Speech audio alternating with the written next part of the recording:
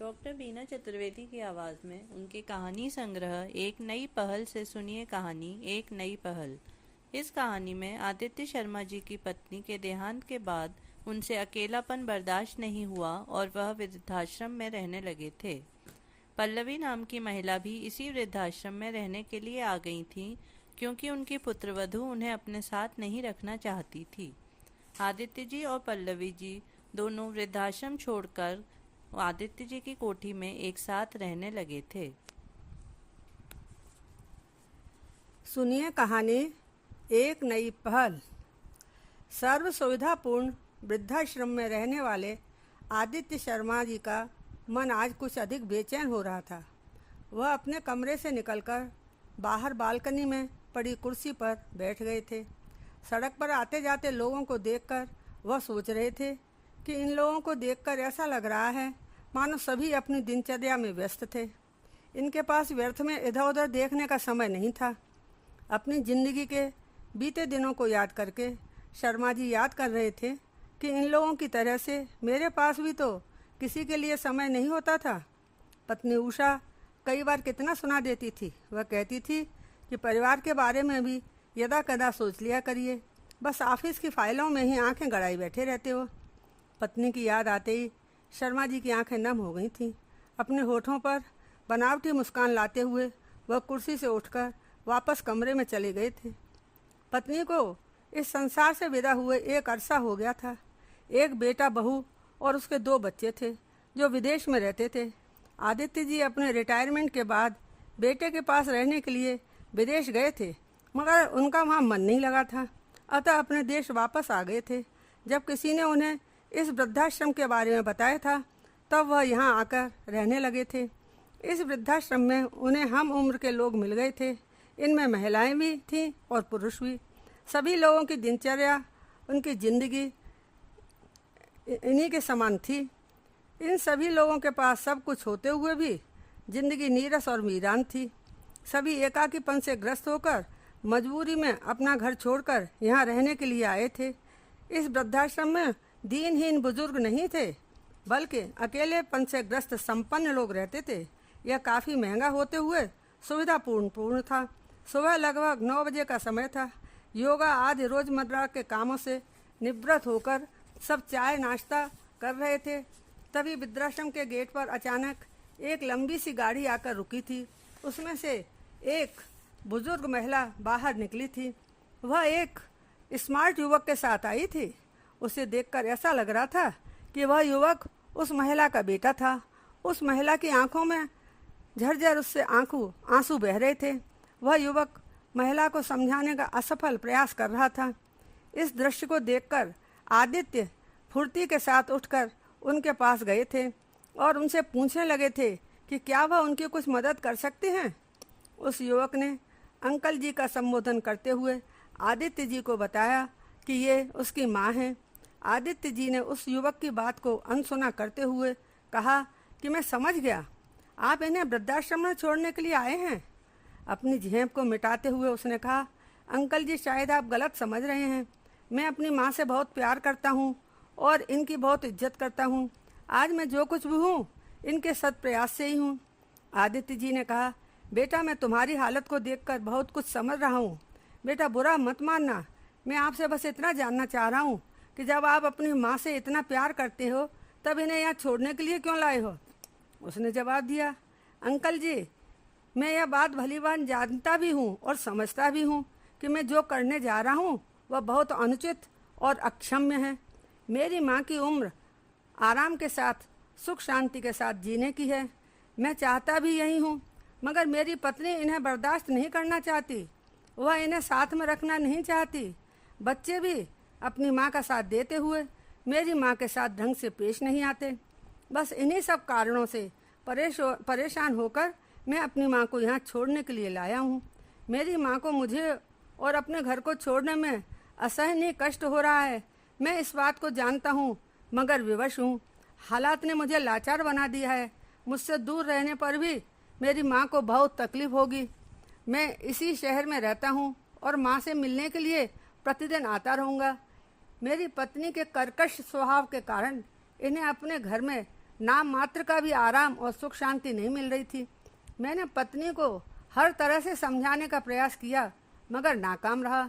बेवश होकर मुझे ये कदम उठाना पड़ा है। ऐसा कहते हुए उसकी आंखों में आंसू आ गए थे। आदित्य जी ने उसके सिर पर हाथ रखकर उसे चुप कराया था। उन्होंने उससे पूछा, बेटा आपका क्या नाम है? नवयुवक ने कहा, अंकल जी मेरा नाम नीलांग है। मेरी माँ मुझे नीलू कहती हैं। आप भी मुझे नीलू कह सकते हैं। मैं ऑफिस से वापस आते समय हर शाम को आप लोगों से मिलने आया करूँगा। आदित्य ने नीलांग से कहा, बेटा आप निश्चिंत होकर यहाँ से जाइए। आपकी माँ को यहाँ पर कोई परेशानी नहीं होगी। हम सब उनका ध्यान रखेंगे। यहाँ रहने वाली हर महिला और पुरुष अपने जीवन साथी को खो चुके हैं। अकेलापन किसी को बर्दाश्त नहीं होता। लोगों का साथ मिले, बस इसी की तलाश में हम सब यहाँ आकर रह रहे हैं। यहाँ का माहौल बहुत अच्छा है। आपकी माँ की चिंता मत करना। वृद्धाश्रम की सभी औपचारिकताओं को पूरा करके और माँ के चरण स्पर्श करके नीलांग चला गया था। कुछ ही देर बाद आदित्य ने नीलांग की माँ के पास जाकर उनसे पूछा था, आपका शुभ नाम क्या है? उन्होंने संक्षेप में उत्तर दिया, पल्लवी। पल्लवी का इस आश्रम में आज पहला दिन था। अजनबियों के बीच रहना उन्हें अच्छा नहीं लग रहा था। इस दुनिया से पति के चले जाने के बाद वह बेटे के सहारे ही अपनी जिंदगी काट रही थी। नीलांग के बचपन में ही उसके सिर से पिता का साया उठ गया था। वह बहुत भावुक प्रकृति की महिला थी। आश्रम के बगीचे में कोने पर पड़ी एक बेंच पर जाकर बैठ गई थी। वह सोच रही थी कि विधाता ने उनके भाग्य में न मालूम क्या लिख रखा था। बेटे का मुंह देखकर मैं किसी तरह से वह अपने वियोग को भूल रही थी, मगर आज बेटे को भी मुझसे दूर कर दिया। कुछ ही देर में आदित्य जी उनके समीप आकर उनसे पूछने लगे, पल्लवी जी आप एकांत में बैठकर किन ख्यालों में खोई हुई हैं? आपको अकेले बैठे देखा और बस आपका साथ देने के लिए मैं आ गया। माफ़ करना, आपको मेरा यहाँ आना बुरा तो नहीं लगा? पल्लवी ने जवाब दिया, अरे नहीं, मुझे क्यों बुरा लगेगा, आइए बैठिए। बैठते हुए आदित्य ने कहा, पल्लवी जी अब आपको यहीं रहना है, अतः आपको यहाँ के माहौल में एडजस्ट होने की कोशिश करनी चाहिए। यह आश्रम बहुत अच्छा है। यहाँ रहने वाले लोग भी सुशिक्षित, अनुभवी और सुसंपन्न परिवार से हैं। सबसे बड़ी बात यह है, हमारे बच्चे हमसे प्यार करते हैं, हमारा ध्यान रखते हैं, अतः दुखी होने की ज़रूरत नहीं है। पल्लवी ने आदित्य की बातों का समर्थन करते हुए कहा, आदित्य जी आप जो कह रहे हैं वह मैं भली बात समझती हूँ। अभी तक की ज़िंदगी मैंने परिवार में बच्चों के साथ रहकर गुजारी थी। ऐसी स्थिति में मुझे यहाँ सब अधूरा सा लग रहा है। इतना कहते हुए घर की याद करके उनकी आंखों से आंसू बहने लगे थे। अपनी साड़ी के पल्लू से आंसू पोंछते हुए वह उठ गई थी। आदित्य जी उनकी पीड़ा को समझ रहे थे। जब भी ये दोनों आमने सामने होते थे, एक दूसरे को देखकर मुस्कराते और आपस में खैर खबर ले लेते थे। आदित्य जी ऐसा अनुभव कर रहे थे कि काफ़ी समय बीत जाने के बाद भी पल्लवी वहाँ खुश नहीं थी। पल्लवी का बेटा आता रहता था। वह माँ की आवश्यकताओं की वस्तुएं लाकर उन्हें देता रहता था। उसकी आदित्य अंकल से खूब बातें होती थीं। वह उनसे हमेशा एक ही अनुरोध करता था कि वह उसकी माँ का ध्यान रखा करें। पल्लवी को आश्रम में रहते हुए कई महीने हो गए थे। घर की कमी को वह अभी भी महसूस करती थी, मगर अब वह आदित्य जी से खुलकर अपने मन की बातें करने लगी थी। पल्लवी आदित्य से कहती कि आश्रम में घर के समान फीलिंग उन्हें नहीं आ रही थी। एक दिन आदित्य ने कहा, पल्लवी जी आप घर छोड़ने की पीड़ा को अपने दिल से क्यों नहीं निकाल पा रही? यदि मैं आपको रहने के लिए एक घर दे दूं, तब क्या उसमें आप मेरे साथ रहेंगे? पल्लवी उनकी इस अप्रत्याशित बात को सुनकर आश्चर्यचकित होकर उनकी ओर देखने लगी थी। उसने देखा कि आदित्य जी ने यह प्रस्ताव बहुत गंभीरता के साथ रखा था। पल्लवी ने कहा, आप क्या कह रहे हैं? मेरी समझ में नहीं आ रहा। इस तरह की पहेलियां मत बुझाइए। आदित्य जी ने कहा, पल्लवी यहाँ से कुछ ही दूरी पर मेरी बहुत बड़ी आलीशान कोठी है। वहाँ सुख सुविधा के लिए सब कुछ विद्यमान है, मगर साथी नहीं है। अकेलेपन से घबरा कर ही तो मुझे यहाँ आना पड़ा था। बेटा बहू और बच्चे विदेश में हैं। मुझे विदेश में रहना कतई पसंद नहीं है। जब तक पत्नी थी हम दोनों आराम से रहते थे। अभी भी उस कोठी को मैंने नौकरों के भरोसे छोड़ रखा है। क्या आप मेरे साथ मेरी कोठी में रहना पसंद करेंगी? वहाँ आपको किसी भी प्रकार की कोई तकलीफ नहीं होगी। यदि आप कहेंगे तब मैं आपको अपनी कोठी दिखाने के लिए ले चलूँगा। जवाब देने की जल्दी नहीं है, आप अच्छी तरह से सोच विचार करके जवाब देना। आदित्य का प्रस्ताव सुनकर पल्लवी स्तब्ध सी रह गई थी। उसकी समझ में कुछ नहीं आ रहा था।